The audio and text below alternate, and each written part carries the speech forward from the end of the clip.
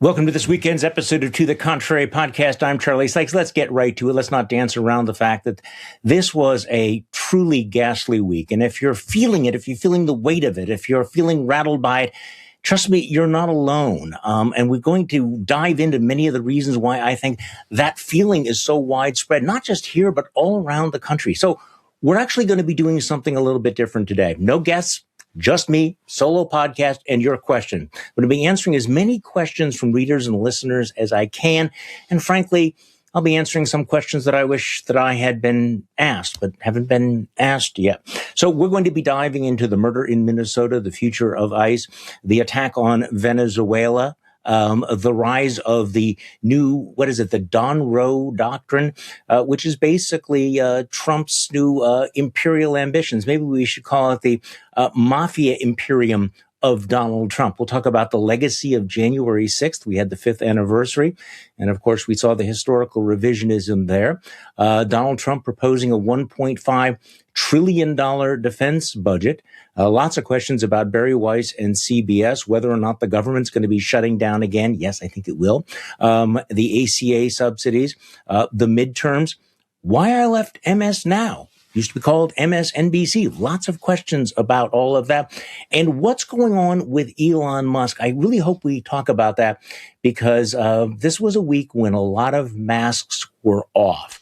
So we have a lot of ground to cover, and I really appreciate you joining me on a podcast after a truly extraordinarily, awful week. Thanks. All right, where should we begin? Let's start with this question of why this week felt so tough. Garrett Graff, I thought, had a very interesting analysis in his newsletter. He talks about the physical weight of Trumpism. One of the constants that he hears in conversation and I hear in conversations, and you probably don't, is that there's kind of this heaviness, this physical and psychological heaviness you feel in Trump's America. And I think a lot of us felt this week, particularly after a 37-year-old mother was shot dead in Minneapolis. And this came just days after we had all the saber rattling in Venezuela. We had the threats against Greenland. You could see that the rest of the world is quite, nervous about all of this, asking who is America? What is happening? What's happening to the soul of America? And this is what he wrote. He said, to me, there's actually a simple explanation for this feeling of heaviness. It's the weight of the shift from zero to non-zero. Let me explain. There are so many aspects of our daily life that we never had to weigh before. So many new possible horrors that we have to carry in our minds every day. We forget how much of the basic fabric of our lives have just changed in the last year. How many of our freedoms, things we had taken for granted, are being taken away. So a lot of things that were zero possibility that we would be snatching a country like Greenland, or that masked thug agents would be shooting unarmed civilians in the streets of Minneapolis. Those used to be zero. Now they are non-zero. So let's get right to your questions. Charlie, would you talk about, and who knows where to begin with? We got to get to the Minnesota story very soon. But can you talk about that crazy interview that Donald Trump had with the New York Times? I will. This is an interesting story. President Trump declares in this Wednesday interview, this very extensive interview with the New York Times, that his power as commander-in-chief is constrained only by his own morality, brushing aside international law and any other checks on his ability to use military might to strike, invade, or coerce nations around the world. You see, there is one thing, my own morality, my own mind. It's the only thing that can stop me. Okay. Donald Trump's morality, Donald Trump's mind, that is the only thing that can stop him. Okay, that's terrifying in and of itself because we know a lot about Donald Trump's morality and we know a lot about his mind. But let me give you a contrarian take here. He's not wrong that the only thing that can stop him right now is his own morality. And my contrarian take is that this is a good reminder of why character matters so much, why the mind of our leaders matters so much. This is not just some esoteric question out there, because there's a reason why you want to make sure that the people who are entrusted with the kinds of vast power that we've given the president of the United States are at least, modestly decent, intelligent, thoughtful, moral individuals. This is something that we've been arguing for 10 years. And maybe it seemed theoretical 10 years ago when we said, look, you do not want to put this man who has the sort of the moral sensibilities of a 9-year-old bully on the playground. You don't want to put him in charge of the federal government, the FBI, the IRS, the CIA. You don't want to give him access to nuclear weapons. Now, why is that? Well, our founding fathers thought that they had dealt with this question of what happens if an amoral person became the commander-in-chief. They created a system of checks and balances. They assumed that the Congress of the United States would be willing and able to stand up against a president who was abusing his power. Well, we've seen how that works out.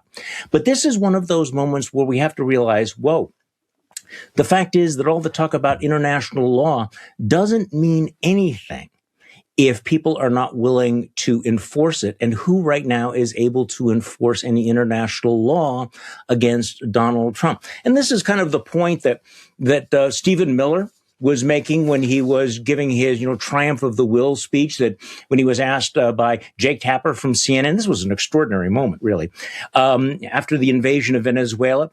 And Stephen Miller is explaining that, yes, we deserve to have Greenland, and we can take Greenland because we are powerful and strong and nobody's going to stop us. Now, Jake Tapper is asking, are you ruling out military force to take a territory of one of our allies, a NATO signatory? But just remind yourself, Denmark has been our ally for a very long time. They stepped up when we needed it. They sent troops to fight beside American troops in the Middle East. They stood by us after 9/11. And now we're talking about just stealing their territory. And I wrote about this over the weekend, the explanation that Stephen Miller gave. He said, we live in the real world that is governed by strength, that is governed by force, that is governed by power. These are the iron laws of the world since the beginning of time. Benito Mussolini could not have put it better. When we describe Stephen Miller as a fascist, that's not a pejorative. That is now a description of who he is.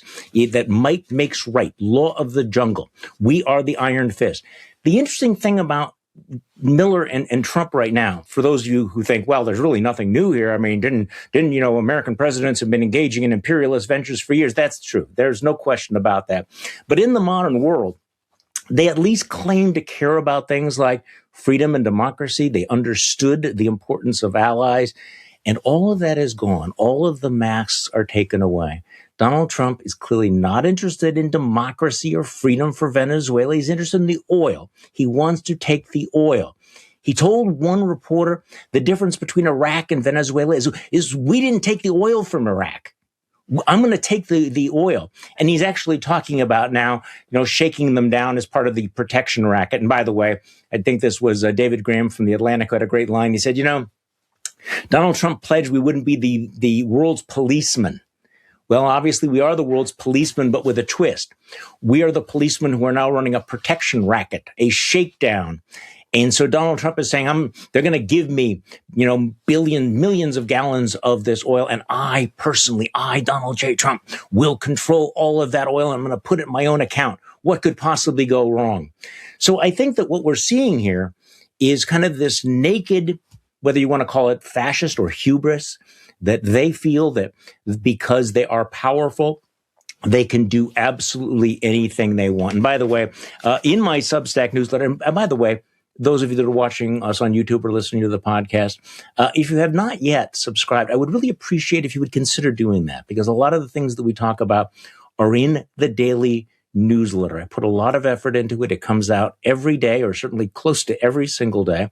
And it is free, although we do depend upon the kindness of strangers. So if you would consider supporting us right now at this crucial time, at least think about it, because I think that the independent media, the folks who are asking the tougher questions, are more important than ever, especially when you see what's been happening with the corporate media. But in my newsletter, when I wrote about this the other day, I thought about Stephen Miller's invocation of these iron laws.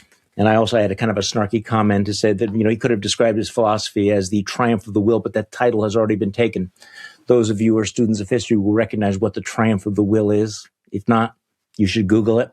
But I did ask the question, what other iron laws are there that are out there? For example, isn't one of the laws of the jungle that the powerful never voluntarily surrender power, that the powerful can take what they want and keep what they have? And what are the implications of that? Okay, I'm sorry. That was a long answer, but I do think we have to acknowledge how tough a week this was, and a lot of it has to do with the story out of Minneapolis. A lot of questions here, including questions about Charlie. What do you think about the new videos that the right wing is circulating, showing the incident from the point of view of the ICE officer? Okay, so what we have here is a case in which there was a tremendous rush to judgment, particularly by the administration. And I think it's important to understand what we saw there.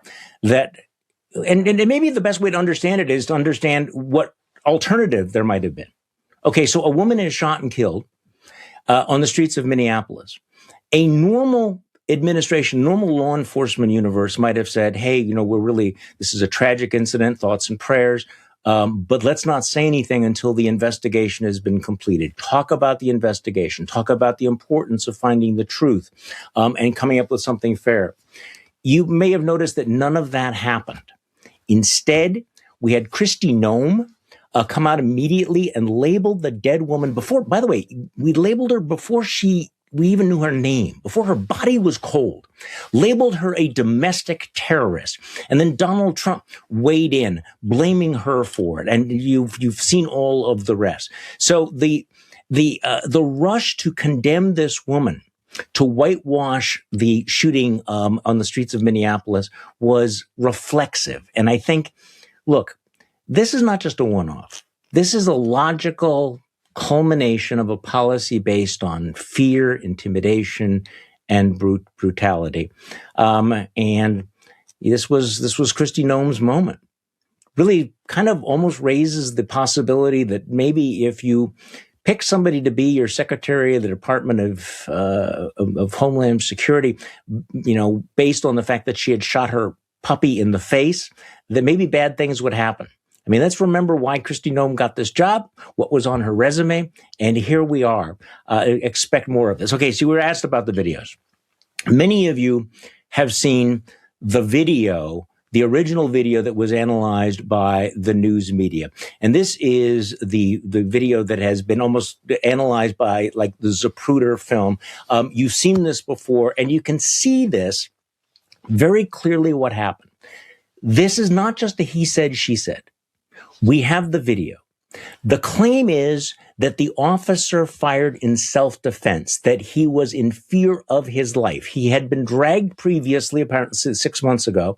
You're not supposed to get in front of the vehicle, but he was briefly in front of the vehicle. She backs up, and then she goes forward. You've seen this over and over and over again. You've probably seen it frame by frame. But the important thing to keep in mind here is that this video makes it very clear that the officer fired at least 2 shots when he was in no danger whatsoever, when he was no longer in front of that vehicle, that he was to the side of the vehicle. So when you watch the video, watch his feet, because you can see when his feet are to the side of that vehicle. And so what we have all witnessed, and I think part of the horror of this, was that you saw a police killing, you saw a police murder of this woman. Was she engaging in civil disobedience? Yeah, maybe, but that doesn't carry a death penalty. And civil disobedience is not domestic terrorism. These words have consequences. Okay, the question was about this new video. The key thing about this new video is it does not show the actual shooting.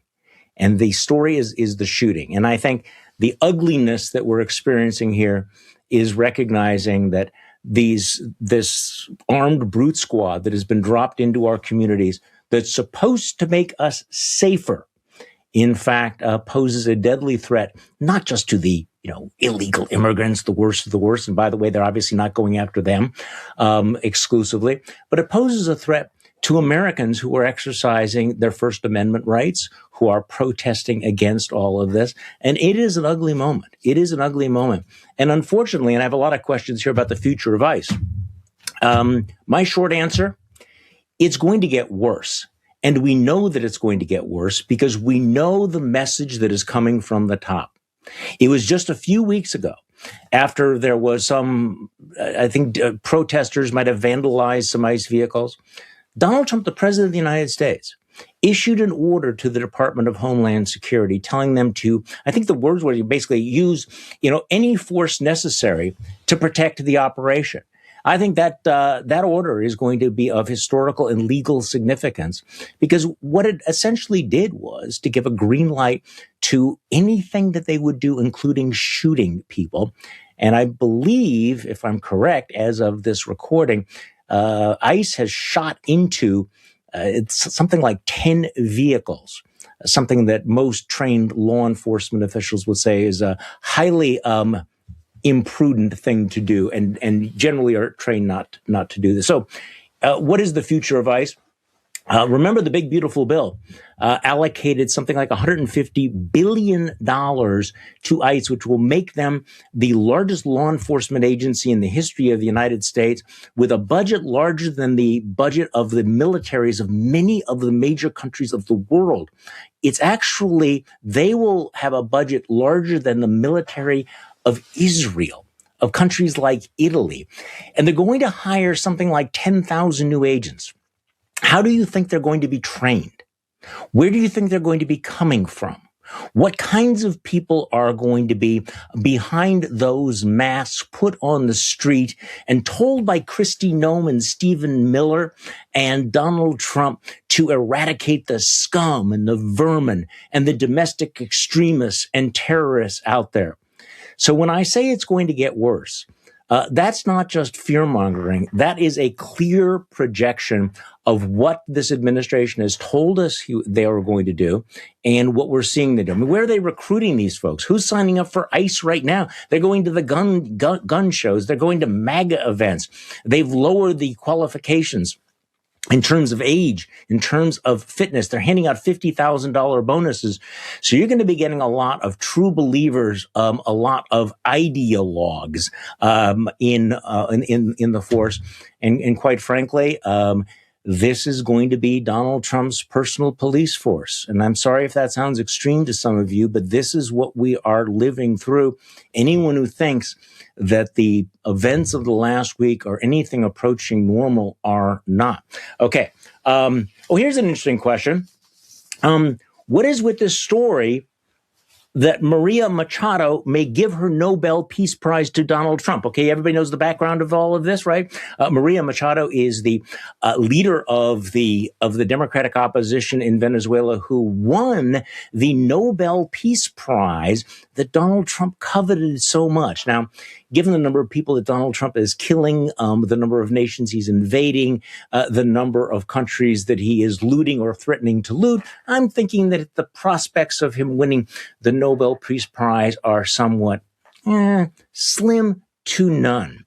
I could go on this, but you know what? Jimmy Kimmel had a great take on all of this, including why Donald Trump has turned his back on Maria Machado and the Democratic opposition in Venezuela. It might have something to do with the fact that his feelings are a little bit bruised that she got his Nobel Peace Prize. And there are a lot of reports that she's going to be going to the Oval Office and she's going to be saying, here, Mr. Trump, you deserve this. You get the Nobel Prize. Two sources close to the White House told the Washington Post the real reason he doesn't support her is because she didn't give him her Nobel Prize. According to the source, if she had turned it down and said, I can't accept it because it's Donald Trump's, she would be the president of Venezuela today. So how did she react to that? Why, she went straight to Hannity to offer it up. Did you at any point offer to give him the Nobel Peace Prize? Did that actually happen? I had read that somewhere. I wasn't sure if it was true. Well, it hasn't happened yet, but I certainly would love to be able to personally tell him that we believe the Venezuelan people, because this is a prize of the Venezuelan people, certainly want to give it to him and share it with him. Share it. He doesn't share. It is sharing, sharing is caring, and he doesn't do that either. Those are not his things. What an idea this is. You can't give someone your Nobel Prize. You can't, as far as I know, they're non-transferable.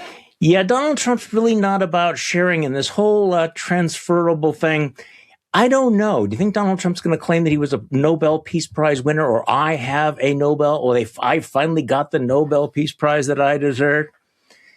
This is where farce meets tragedy meets outrage. All right.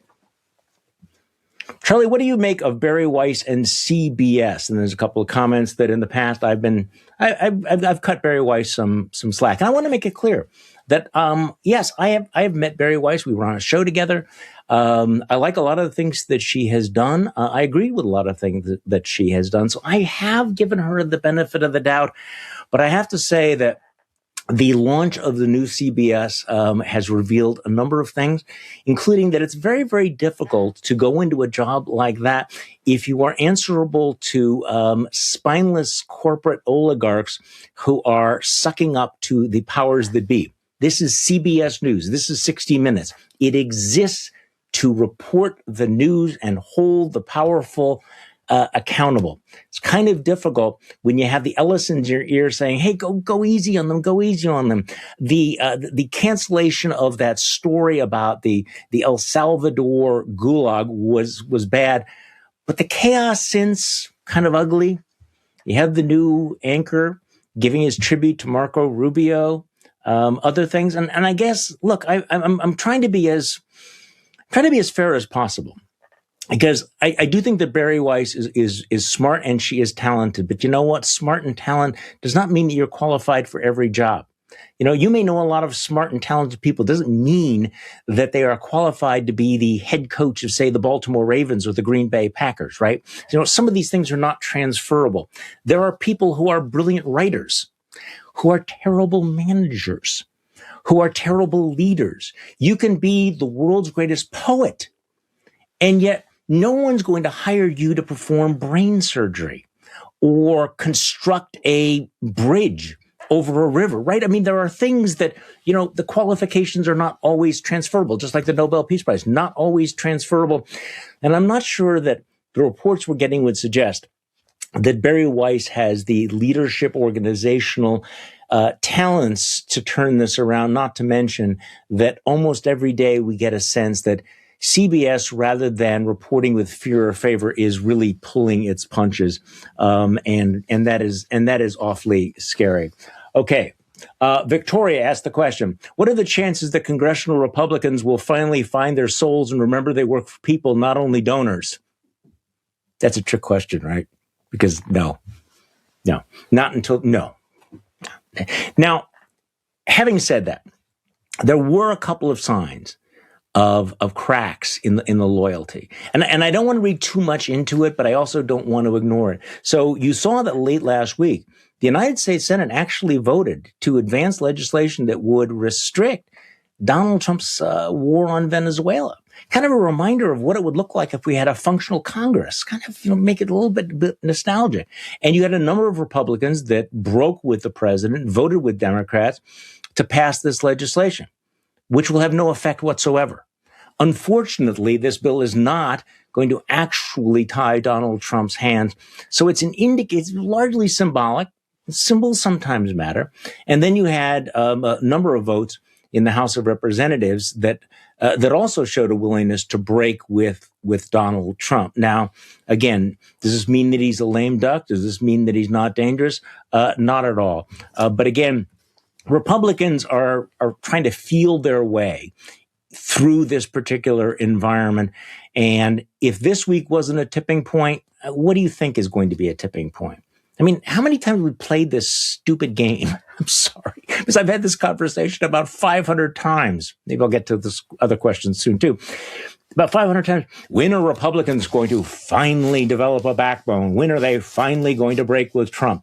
Okay, after 10 years, I think the answer is they're not going to. It is not going to happen. Do you understand this?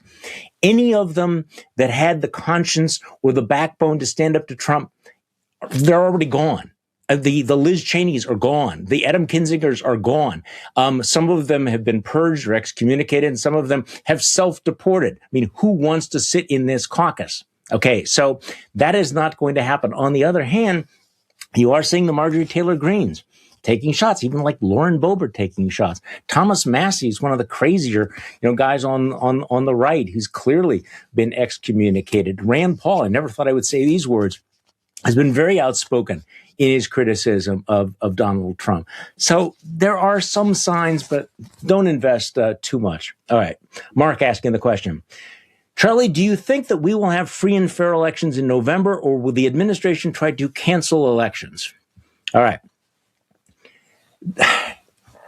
I don't think they will try to cancel the elections, but I think it's important to continually ask the question, will we have fair and free elections? Now, for some of you, and I understand the impulse, saying, okay, this is just paranoid, Charlie. Of course, there's going to be elections. I mean, we had elections during the Civil War. Abraham Lincoln didn't cancel the elections during the American Civil War. Why would we? What are you even talking about? What I'm talking about is that we are talking about a president who has already tried to overturn an election. This is not theoretical. Remember, this is Donald J. Trump. Think about all the things we know about him. Donald J. Trump, the first convicted felon ever to be the president of the United States, somebody who is engaging in the erosion of democratic norms on a daily, if not an hourly basis, but most importantly, who is at the center of the conspiracy to overturn the 2020 election and who incited a riot to attack the Capitol of the United States to prevent the certification of that election. This happened. We saw this. I understand that we have national amnesia, that we're a nation of goldfish. But folks, this happened 5 years ago, where Donald Trump stood there, called the mob to Washington, D.C., and incited this riot. And this last week, put out do you see this? The White House had a website where talk about revisionist history of January 6th, blaming the violence on the Democrats, on the Capitol Police, who we know were the thin blue line protecting American democracy that day. And of course, he's pardoned all of the rioters, including the ones who attacked police officers.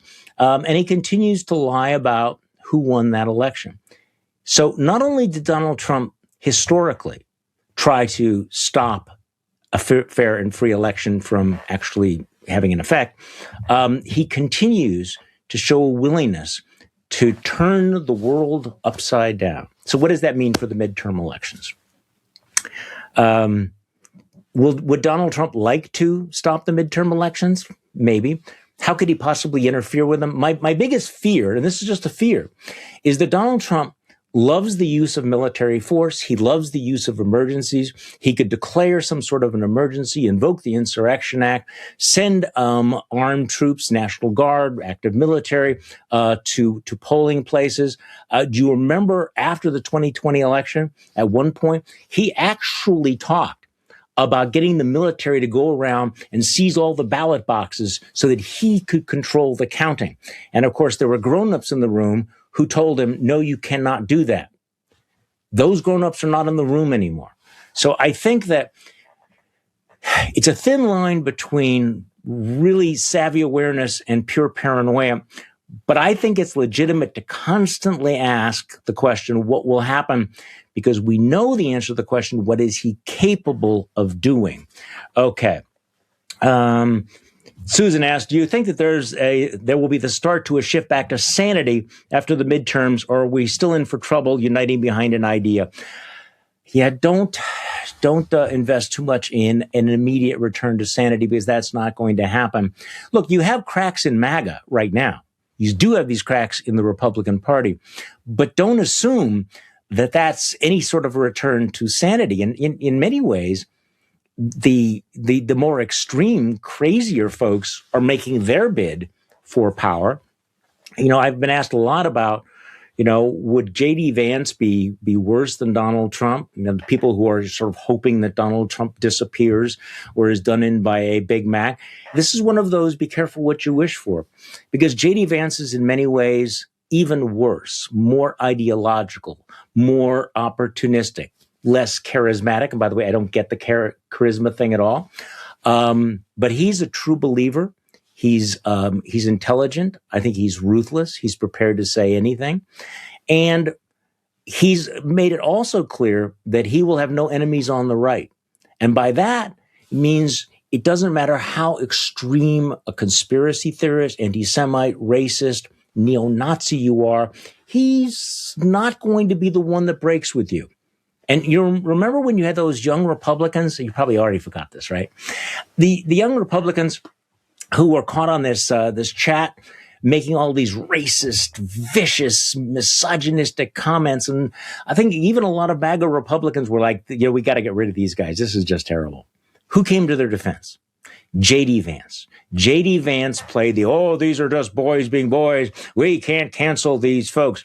When Tucker Carlson platforms neo-Nazi Nick Fuentes, and by the way, I'm not even sure about the neo part, who comes to Tucker Carlson's defense? J.D. Vance. So he is one heartbeat away from the president. I think the way you saw that he's demagogued what happened in Minnesota is a perfect example of all of that. Robin asks, is there any way to learn how much money these ICE operations are costing taxpayers? I assume the travel, lodging, food, and their camouflage outfits cost money. Is there no way to find out how much per guy? This is actually an interesting question because, of course, we should be able to find out. This is government money. This is public money. And as I mentioned before, that big, beautiful bill is dumping $150 billion into this. So if Democrats want to highlight this, perhaps they ought to point out the waste of taxpayer dollars. I saw a video recently of one immigrant who was being arrested, and they sent 50 agents, 50 agents, your tax dollars at work. So Charles writes, what's your over-under and how long it will be before the Don goes back to wanting to acquire Canada as well? He seems to have designs on every other country in the Western Hemisphere after all. Okay. I actually do a Sirius XM show occasionally in Canada, and I sort of assure them that, look, no one in this country is mad at Canada. Nobody wants to absorb Canada. It is consistent with Donald Trump's various obsessions. But I do think that, just setting Canada aside for a moment, what Donald Trump is talking about is the Don Roe doctrine, is an abandonment of the entire post-war foreign policy of the United States. You can criticize Ronald Reagan all you want, but Ronald Reagan understood the United States was the leader of the free world. The United States was a shining city on a hill, and he knew who the enemy was, the other side, the axis of evil. Donald Trump has changed sides, but he's also made it very clear that he has no interest in NATO. He has no interest in the Western alliance. He has nothing but contempt for the Western democracies. You saw that. Well, you see that on just a regular basis. His admiration for Vladimir Putin is not subtle. His admiration for people like Viktor Orban is not subtle. And his loathing for the democratic leaders of the liberal West is palpable. So what we have now is this notion of spheres of influence that seems to appeal to Donald Trump and to Vladimir Putin, where you have three spheres of influence. You have Donald Trump gets to control the Western Hemisphere, Putin, Europe, President Xi of China gets to control Asia. Is that really his vision? I mean, the Russians like it. I can imagine the Chinese are going to like it a great deal, especially if they decide that, hey, if the United States gets to swallow countries in its hemisphere, we get to swallow Taiwan. Unfortunately for Donald Trump, there are other countries in the world who have a say in this, who have agency in all of this. Let's see here. In light of the Venezuela debacle and the ICE murder, what are the chances Congress will actually wake up and take back control? None short term. Let's see here. Some of the other things I said that I was going to be talking. Let's talk a little bit about why I did not renew my contract at MS Now. There was some chatter about that online. MS Now is what MSNBC used to be. So I want to make this clear here. I've been doing this for a very, very long time, and my contract extended through next year. And this fall, I decided, you know what? I want to try something different. I've been doing this for a very long time. I mean, put this in context. I was on radio here in Milwaukee, Wisconsin for 23 years. And I look back on that and say, okay, you know, why so long? You can drift for a very long time. And if you've done something, if you've said something, do you need to keep doing it? Now, I've really enjoyed working with the folks from MSNBC. I want to make it really clear. I have enjoyed them, working with the producers, working with the hosts. Everyone has been uniformly kind and supportive. I have no complaints whatsoever about any of them. And so when I asked to be let out of my contract, they basically said, hey, is there something that you're upset about? And I said, no, you know what? I just really want to kind of go all in on independent media. I don't want to be part of another organization. I want to be able to talk about what I want to talk about when I want to talk about it. And I also think that it's important, if at all possible, and I don't know that it is, that we need to break out of our bubbles. We need to stop preaching to the choir. And I think that this has been one of the problems that we've had over the last few years, where increasingly we talk to ourselves. We talk to people who agree with us. The audience, there's the audience capture, where the audience wants what it wants, right? It wants to have its priors confirmed. It wants to have people just tell them what they already know or think or want to believe. And I think that that's dangerous. And I think we've tried that for the last decade. And as much as I've enjoyed being on MSNBC, and I have enjoyed it very much. I mean, in my newsletter, when I talked about this, I named all the hosts who've been absolutely fantastic. The problem is that we are preaching to the converted. And at least for me, I felt at a certain point, I've had this conversation now 500, 600, 700 times. And I will also be honest with you that there are subjects that I would have liked to have discussed, or points of view I would have liked to have discussed, that I was never given an opportunity. People say, well, why haven't you talked about this? Why didn't you talk about this? You write about things that you are concerned about, in terms of, like, for example, how many books have I written on higher education? That doesn't come up. And there's a long list of things like that. Now, this is not a criticism of them, because they're doing what they have to do. They're focused on their mission. But at a certain point, it's, do I continue to have that same conversation, or do I talk about the things that I think can provide some different, new perspective? I also think, and I'm speaking directly to you guys right now, it is so important to get out of the bubbles, to understand how we got to this point. Look, I mean, you know how I feel about Donald Trump. You know that I am one of the original Orange Man bad people. But at a certain point, we also have to say, okay, what else is going on here that we need to know? Are there issues that we talk about? Are there things about the issue of crime, urban crime, uncontrolled immigration? Are there issues involving what used to be called political correctness and wokeness that has alienated millions of voters? And how should we talk to them? If we all just keep talking to ourselves and reassuring ourselves, then I don't know that we make any progress. Okay, so that's part of my thinking. Now, am I going to be able to do that here? I honestly don't know. I mean, you hold me accountable for all of that. But just know, and I've been telling you this from the beginning with to the contrary, that do not expect a safe space, because that's not what I'm promising you. I'm trying to provide smart, sane, sober, snarky commentary. And I feel that, at least on television, I was not doing the full spectrum. Okay, one more comment about MSNBC, because I'm not criticizing them. I wish them the best. I think they've got some great people, some great reporters. When I asked to be let out of my last year of my contract, they were so gracious about it. There were no legal restrictions. There were no non-disclosure agreements. There were no non-compete clauses. There were no, like, you need to get a lawyer to be able to do all of this. They were incredibly gracious. I hope they invite me back. It's not like I don't have things to say or that I wouldn't participate. In fact, I have been invited back. I intend to go back. I won't be on payroll or anything. but I'm certainly willing to do whatever it takes to be in the fight for democracy. All right. So here's a question. Charlie, what does the rest of the world think about what's happening in America right now, particularly in Europe? Okay, this is a great question. And I think we know the answer to all of this. They are shocked and they're horrified. And they are wondering whether they can ever trust the United States again. And, I do these occasional podcasts. And one of the points I try to make is, we're not all like this. This is not who Americans are. But the rest of the world is thinking, okay, we cut you some slack when you elected Donald Trump once. You've elected him twice. We're seeing this naked mask off kind of fascist imperialism. If you're okay with that, then this is who you are. So the rest of the world is rattled.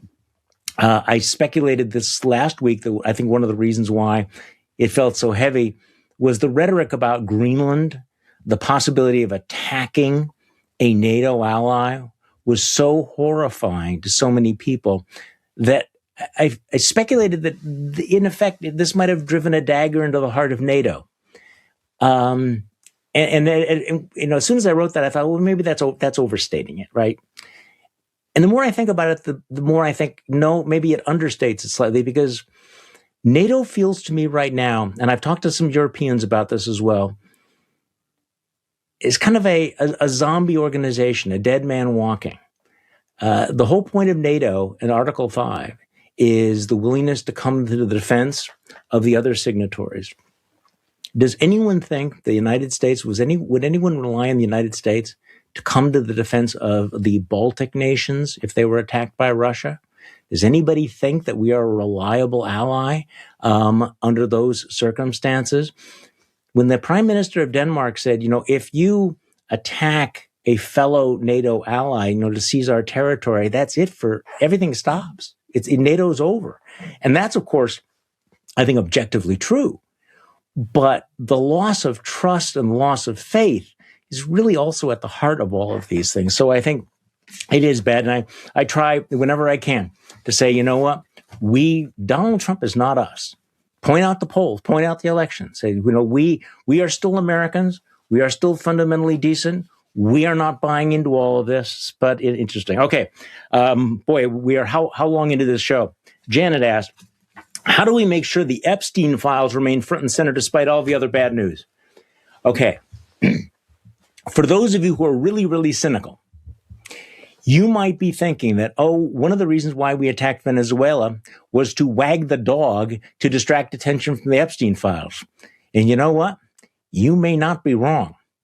I mean, this is the plot of the movie, Wag the Dog. Go back and look at it. Presidents get involved in a scandal. What does he do? He starts a war to distract from it. And the fact is that right now, we're not talking about the Epstein files.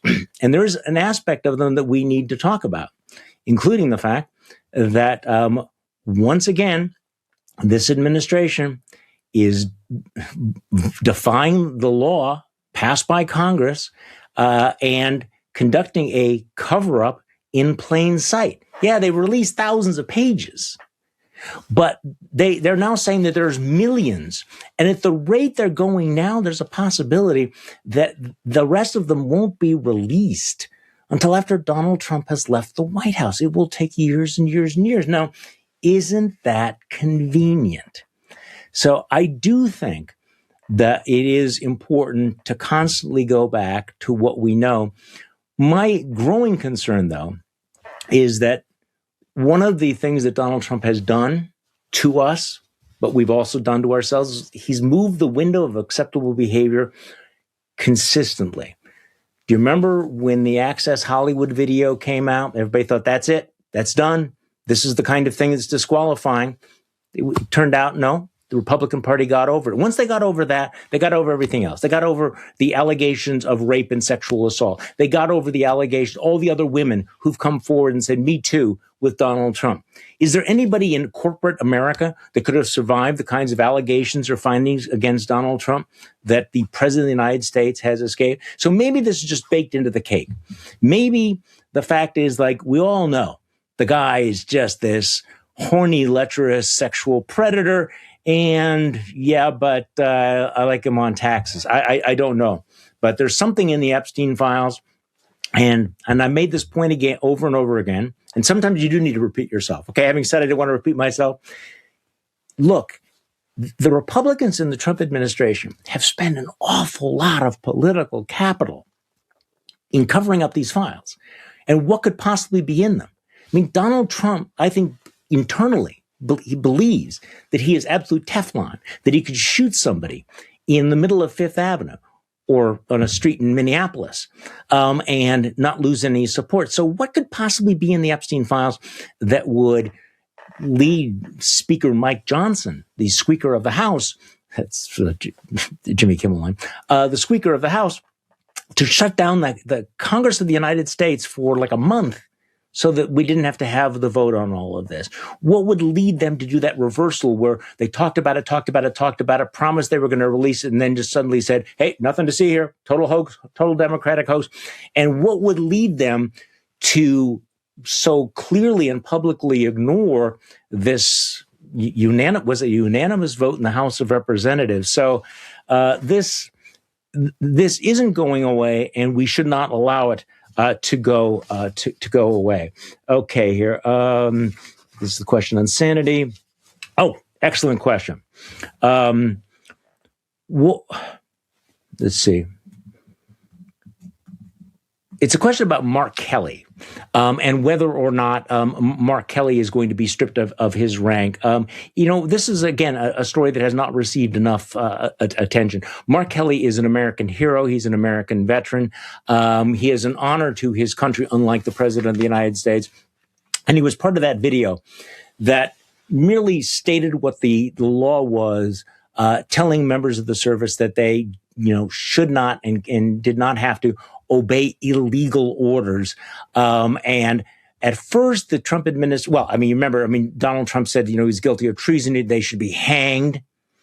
Yeah, that was, do you remember there was once a time when if the President of the United States, called for the death penalty against prominent members of another party, that would kind of be a big story?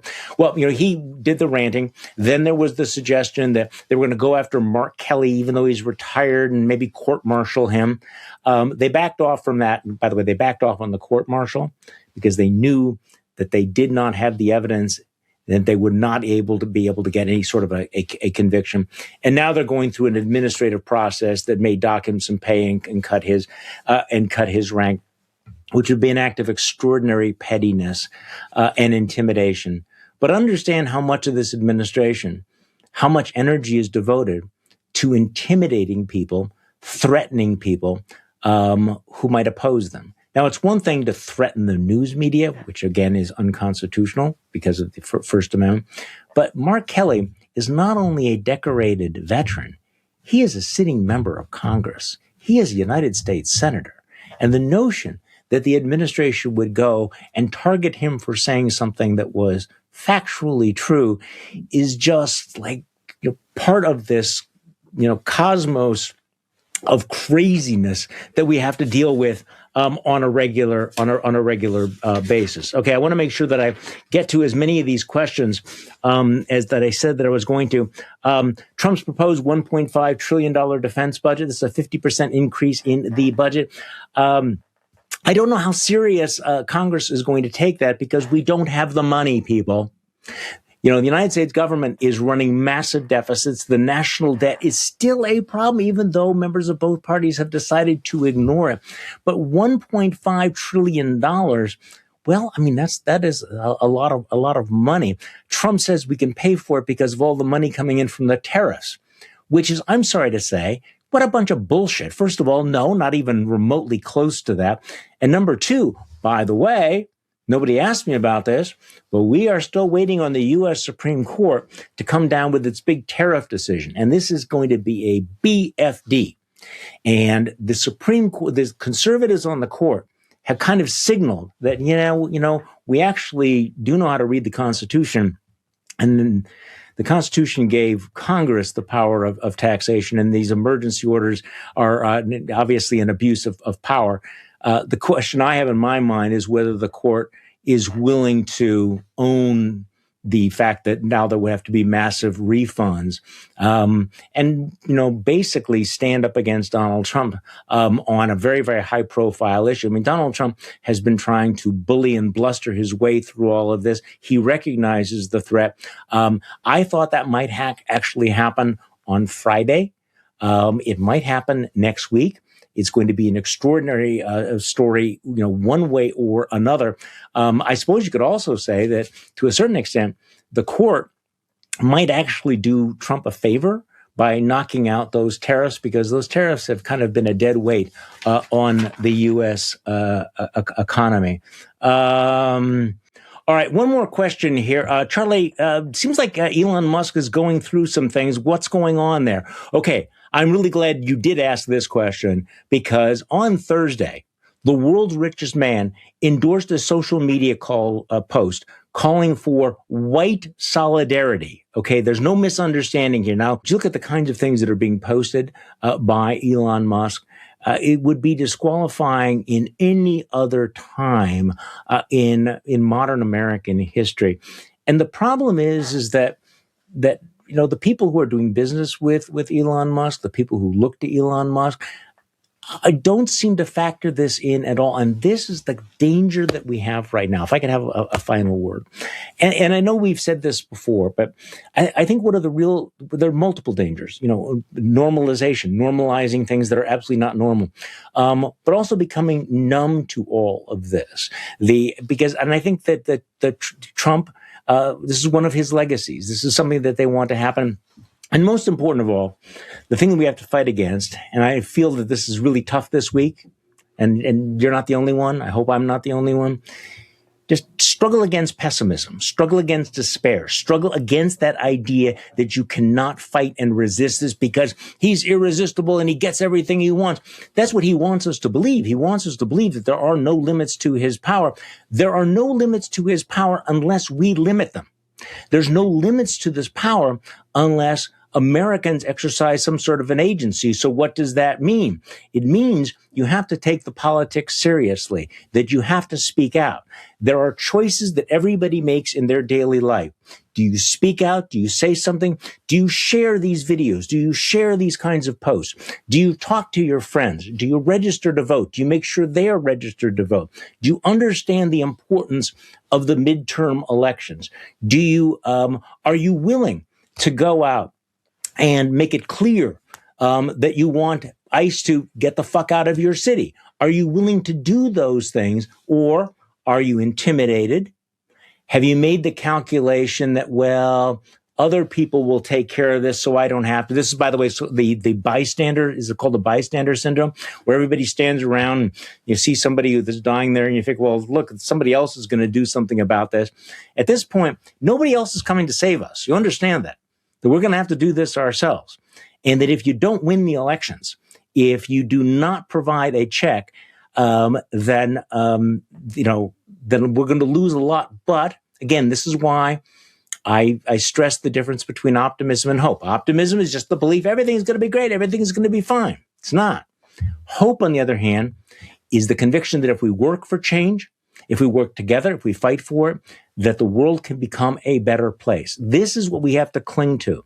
Almost everything that we see and hear, I think, tries to discourage us from doing that. I think there's a certain shtick out there, which I find incredibly tedious. That sort of Eeyore, everything is terrible, America is over and done. I mean, I understand that. America's over and done if we give up on it. Okay, I know I'm sounding a little bit rah-rah, but I'm talking to myself. I'm talking to myself because I realized the other day, and I think I said this on another podcast, that it was getting to me. I know a lot of you say, well, Charlie, you keep me sane. And, if you ever say that to me directly, I'll probably say something like, yeah, but who keeps me sane? It's not really a joke. It's like when you do this, when you're immersed in it, after a while, it does wear you down. And we've been doing this for 10 years. We have been fighting this fight for longer than the duration of World War II. And I want you to think about that. So it does take a toll. It takes a toll on everybody. It's why I'm sympathetic when people say, Charlie, I just can't watch TV anymore. I can't read anymore. I'm sorry. I'm not going to subscribe anymore. I'm not going to do anything. I said, I get that. Because at a certain point, we do have to recognize that this is a lot and it is real and that we're not wired for this kind of heaviness, this inversion of reality. The gaslighting is exhausting. It is discouraging. And I think that I realized it the other night when I realized I was watching something that was actually pretty funny about all of this. And I thought, you know what? I'm not finding it funny. It's just upsetting. And I'm guessing that you have had the same experience. It's important that we keep our heads up, that we keep our sense of humor. Because you know what? You listen to shows like this, I hope, and you read things like my newsletter, because we need to remind ourselves every single day that we are not the crazy ones. Thank you.